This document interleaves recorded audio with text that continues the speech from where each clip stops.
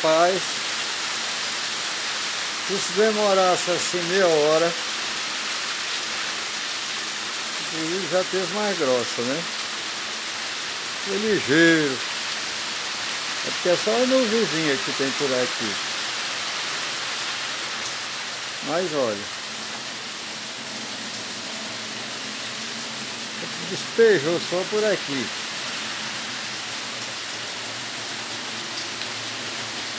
Uma chuva passageira, mas do jeito que ela começou, a lavourinha estava chorando hoje. Começou uma pingueirinha,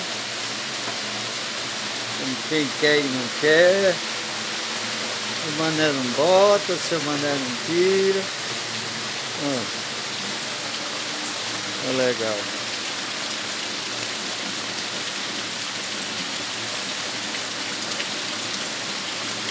Essa assim é ligeiro.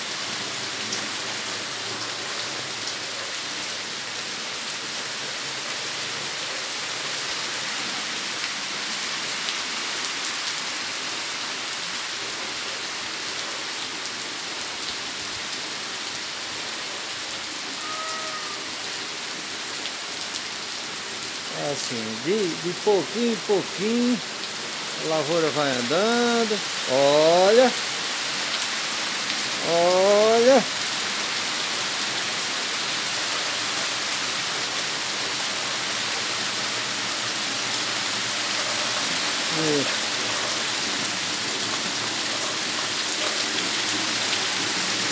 Legal.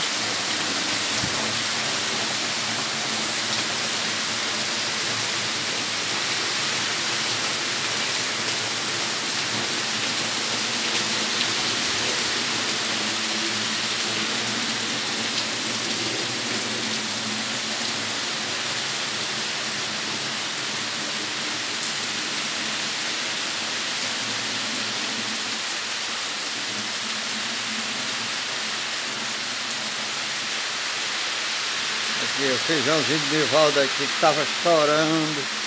Olha. Olha. Estava chorando ele aí. Coisa de fazer dó. Aí de repente, olha. Eita, maravilha! Um ventinho também.